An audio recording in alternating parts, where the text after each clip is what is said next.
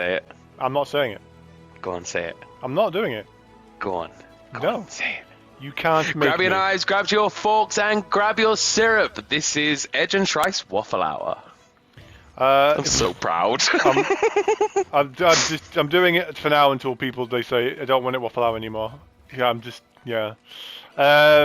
Probably people are going to be like, what? There's video on this podcast kind of episode? Yeah. I mean, we had feedback from Dante from N7K's channel, who said we need video for some things. They liked our Monster Hunter Wilds video, but they said I neglected to put in links for the monsters that we were showing off or talking about. So, I'm sure you actually said in that video that you were going to put links in the description as well. Yeah, this week I'm going to try to make sure I'm going to put some links in for those monsters that we talked about. But again, they were like, he said like, oh yeah, like, just have some video to show it so I know what it looks like. Most of the podcast episodes are audio only, so this will be a video one. You are indeed running around in a circle. So you're probably I say you're probably wondering, most of the videos that we've done have been on Sunbreak, and this is not Sunbreak. Honestly, going back to light bowgun, I feel like I was spoiled. I've been spoiled in Sunbreak. I really have. I mean, I still love it. I still think it's a good gun system. Oh yeah, it's still fun to play, but I just feel like I've been spoiled. Sunbreak definitely has spoiled us a little bit. For those who have played Sunbreak maybe first or Rise first, and they're now going into World to prep for Wilds. Disclaimer: we had forgotten how light bowgun worked. In fact, I never knew how light bowgun worked per se in World because I was a dual blade user.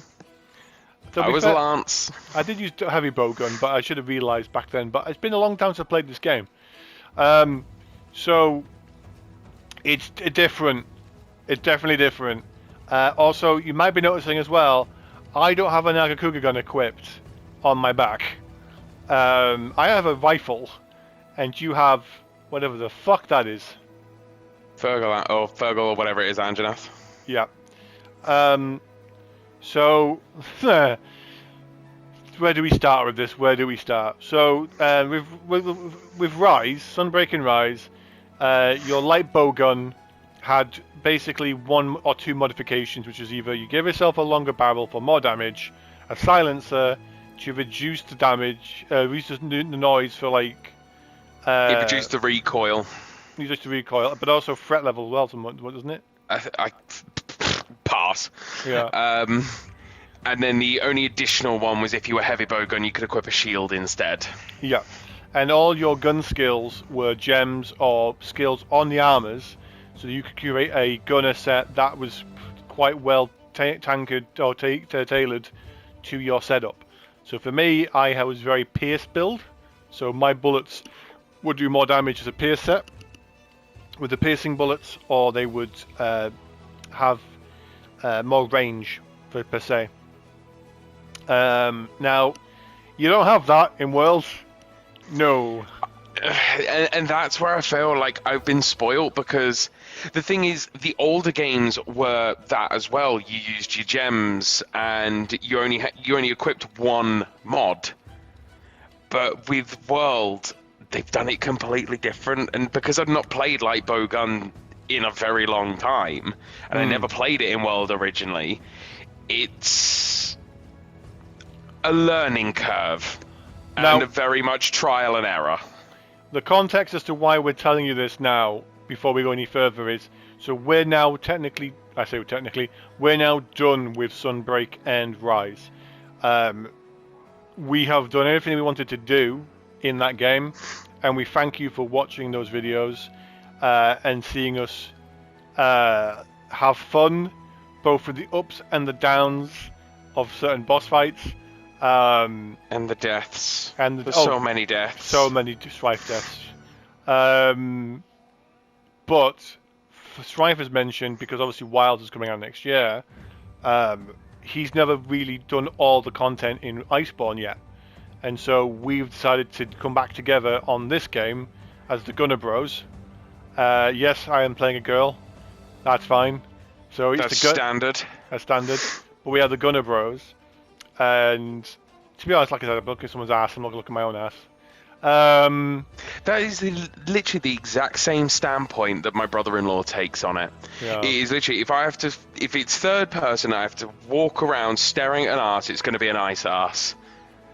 I mean, I'm wearing a butt. I'm wearing a fucking butt flap anyway, so you don't see mine anyway. But so we decided that, you know what? Let's go back to World. Let's get familiar with it. It's a game that I so much loved. It was one of the first few PS4 games that I got to play, and got me back into playing Monster Hunter. And it gives me an excuse to get it through the last few monsters I wanted to do on that. Get Swife through on the Guiding Lands, because we've talked about it quite a bit. And also just show some more fun fights that he's not done before, and that I can laugh at his many deaths that he might have. Or I will probably have. Yeah, I tell you now, so the quest I've got is the Under the Veil of Death, this extra variant thing of Valhazak, and I'm not enjoying it. We have recorded some of the fight of it so far, and it's been an eye-opener for Swife and me. Not in the way that people might think, but the reason why we kind of wanted to have a bit of a conversation about this as well is, so anyone who's coming into Iceborne, who might think, oh, should I try light bowgun? By the way, we are not experts in Monster Hunter. We are enthusiasts, I should probably say. Amateurs, maybe. But as we're calling ourselves the Gunner Bros, we figured, well, this could be a fun podcast, just a random one, where we just kind of talk about our first challenge from moving from Rise to World. And for those who are playing the game, you might be thinking, well, I'm going to give World a go, ready for Wild, and just, kind of, what can I expect? If you like what we're talking about here and the format, and you want to see, if you have any questions that you might want us to kind of explain or talk about, let us know below in the comments. So things like, what do you think about this weapon? Have you tried this out? What is your favourite fights? What kind of tricks and stuff do you recommend? Let us know below, because this channel predominantly does do Monster Hunter stuff, but it could also do other things as well. We really want you to kind of help us grow and just kind of, make some fun content. That being said, disclaimer over and done with while he flexes. Light bowgun. So, in World, you don't get the armor skills to fine tweak yourself. There's no recoil down, no deviation suppressor, no. I don't know. There might be pierce up and stuff like that. I actually don't know about that one. Now I'm on equipment. I'm going to my skills. So if you look at my skills, because I've got it up at the moment, there's nothing there showing. I know some people are going to go, you suck. You've got defense boost level 7 for a gunner. What the fuck is wrong with you? I mean, just so everyone is aware, that is why he doesn't die in the videos. He's literally just stacks defense just so it's like, I'm the joke. That's it. That's how it works. It is, yeah. You've now seen behind the curtain. The veil has been lifted. Because I spec properly. Yeah, but you haven't, though. I don't die, though. Yeah, First rule of Monster Hunter, don't die. First rule of any game. Don't Dead die. DPS is no DPS. Hey, I'm still doing more damage than you are. I think. That's what I'm saying. Because I die. Dead DPS is no DPS. Yeah. So basically the idea then becomes, well then how do you get all the stats that you would normally expect to have for your guns? So when you go to Smithy, the short answer is you don't. Well, there's a couple of things. So when you go to customize bowgun on this one compared to Rise and Sunbreak, so let me just select my God's Isle. Yes, I have a lot of deviation suppressors on my mods. I don't know if I need to do that, but I'm just doing it anyway. So you'll see that I have a long list of mods that I can put onto my gun. I can have recoil suppressor, reload assist, so it means I can reload faster. I can do deviation suppressor, so certain guns that have really strong left or right deviation, so the bullets just curve. There's none of that. close range up. So if I'm using a lot of guns that might have very short range, I'm boosting the bullet damage when I'm close up. If I want to fight longer range, so I'm not as close to the boss, I can equip that. So that I can make my gun have really, really good long range. Which I don't know why I'm not doing that, because I just realised... oh yeah, I do have... I know why now, because this gun does have really high deviation. Well, I'll be honest, my one has very high deviation. I've been getting on alright with just 2 deviation suppressors. Yeah. But even then, like, if I were to put it into long range, I'd need 4 to go very large, which is why I want to go like sniper. I'm gonna have to find a gun that's got very good no deviation, so I can go full long range. You can put a shield in to reduce damage. That's heavy bowgun. Special scope enables. Heavy bowgun. Oh yeah. So there's like evading reload, light bowgun only. So when you reload ammo when performing an evasive slide, you re-equip some bullets. So a lot of the skills that you might would think, oh, that sounds like that skill in Sunbreak and Rise. It is. Now, the chart probably looks a little bit scary, or maybe not when we see it. You'll notice when you've got recoil mods, or in terms of the bullets and the spreads, there's like a 0 mods to if you've got 4 of that mod in, and that will affect all the different ammo. So right now, with my deviation, with it on like 4, I have low deviation, so my bullets should usually hit where I'm aiming at. If I were to do reload assist, already as you can see, like it's glowing. If I had 1 in that slot, that is all basically how fast I reload my bullets. So I can kind of go, I really like having my slicing ammo, but it's got a slow reload speed. How fast can I make it if I equip a couple things in? So you can fine tweak your gun a little bit, so that if you like a certain play style, you can kind of make it a bit sort of to your needs. Did I do that right, Strife? Does that sound right? Yeah. So it is just that it's not as forgiving as what it is in Rise and Sunbreak. I think that's the main sort of takeaway from it. With Rise and Sunbreak, because you're not limited to 4. How many can you get on your gun, by the way? How many custom mods? 4 or? 4. Yeah. So you're not limited to just 4 gunner skills. You're limited by the amount of gem slots you have. So you can have max reload assist, max deviation suppressor, and everything in Rise and Sunbreak. You really have to pick and choose what it is that you are actually using when it comes to World and Iceborne. Well, so there is a couple of things you can do. So later on in Iceborne, with your rarer guns, you can also augment your guns as well. So kind of similar to Sunbreak and Rise. Yeah, I don't have any augments on mine at the moment, so I don't know what that is. So augmenting is basically where you can... How should I put this? So you can make it so you can do more damage, more affinity with your equipment, a defense increase. You can take more damage. Add slot upgrades, so it means you can equip better gems into your gun. So you remember, like in Rise, that certain guns, when you upgraded them, with a level 2 and level 3 slots, or even level 4 slots, dare I say it? Yeah. You can make it so that your gun could have better gem slots to put in better skills. So that's something different, actually, which I'm not sure if that's in Rise or Sunbreak properly. You can also put in health regen, so you can recover a bit of HP when you're damaging enemies. So with light bowguns, like, if I take a hit, just keep shooting, I'll get some health back at some point. That's pretty cool. And you can do the layered weapons.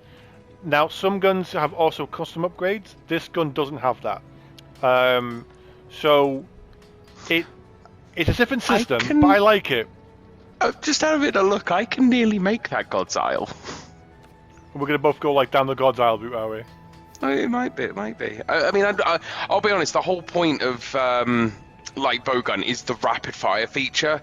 That's the only thing I don't like, is it doesn't have any of the rapid fire feature on it. Yeah. I know it has the single shot reload. I just don't like that it doesn't have rapid fire. But that's another thing that's different between Rise and Sunbreak and Iceborne. Yeah. Is how the rapid fire works, and it's only a subtle thing, but it makes all the difference. So in Sunbreak, you could be strafing and fire, and your bullets will fire each of the rapid fires. So each of the 3 shots will fire separately. Yeah. So you could technically fire at the head, chest, and tail with one click of the button.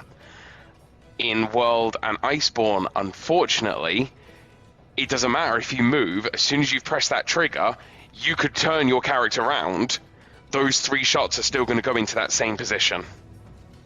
Yeah. So if a monster moves, 2 of your shots are just going to go underneath its head, which has happened more often than I'd like to say already. Yeah. The other thing that I kind of feel a bit sad about with light bowguns is, so upgrading tree is also a little bit different. To make a gun, you've got to make a gun in a different menu. Oh, and then, yeah, that I've already figured. It's the only way I can say it. So you got to forge a gun first, then go into upgrade equipment, then select the gun you've made, and then follow the upgrade tree. Whereas in Rise, it's all in one menu. Not only is it all in one menu, you don't have to go into that second upgrade menu, scroll through all of your gear, because I have a lot of weapons on this character, and I mean a fucking lot. Yeah.